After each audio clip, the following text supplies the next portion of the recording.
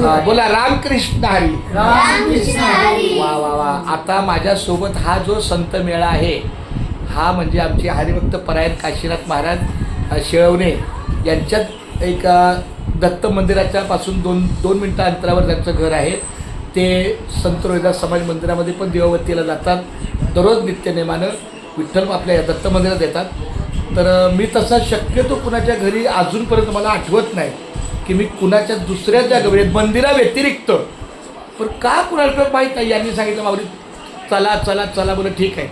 आणि हुंबऱ्यात आल्यावर मला बोलले की तुमचं पाय लागलं पाहिजे माऊली आमच्या दानाला संतांचे पाय. आता त्यांनी कदाचित माझा मंदिरामधला दिंडी आल्यावर माझं जे बोलणं असेल काय माझा ते काय होतं हरिपाठ असेल अभंग असेल बोलणं असेल पंक्त असेल. आता माझा पेशा शिक्षक असल्यामुळं मला बोलणं स्वाभाविक आहे. तर कदाचित ते बोलणं त्यांना आवडल्यामुळं त्यांना वाटलं बाबा चला एका माऊलीला आपण घरी नेऊया. पण मला खरं इथं आल्यावर आमचा हा जो बाळ आहे छोटा बाळ श्री हे बघा हा आमचा लाडका श्री हा इतका मनमोहित करून गेला. हे आजोबा आहेत ह्या स्त्रीचे हे आजोबा आहेत. हा स्त्रीचा भाऊ आहे. ही स्त्रीची आजी आहे. हे स्त्रीचे पप्पा आहेत. ही स्त्रीची मम्मी आहे.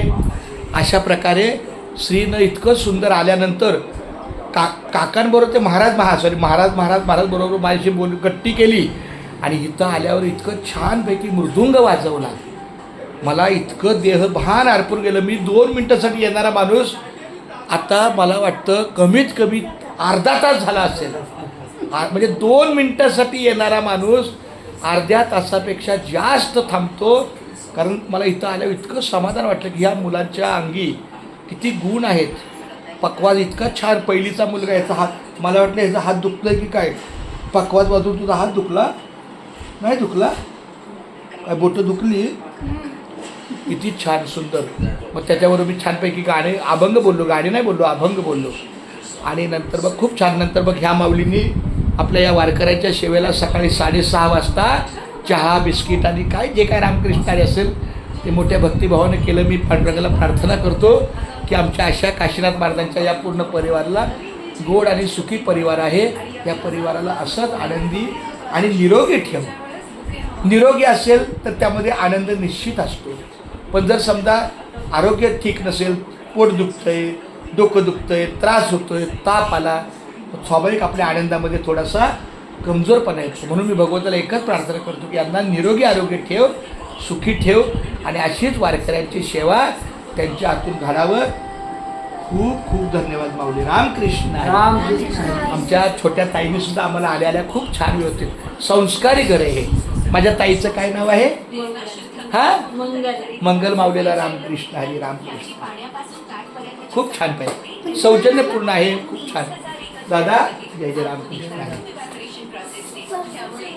क्या बात आहे विठ्ठला केशवा माधव माझा. चला माऊली हा आता मला असं वाटतं मी कुठल्याच घरी नाही जाणार पण पुढच्या वर्षी जर आलो तर श्रीच्या घरी नक्की येणार. श्रीच्या घरी तुझ्या मी घरी येऊ ना.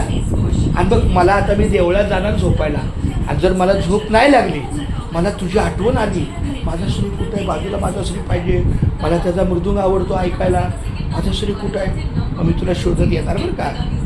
त्या कुत्र्याचं नाव काय आहे त्या कुत्रीचं हां मग तिला काय बोलायचं तू आल्या तिला काय बोला रंगडी दगड मारायचा नाही. चला बोला रामकृष्ण.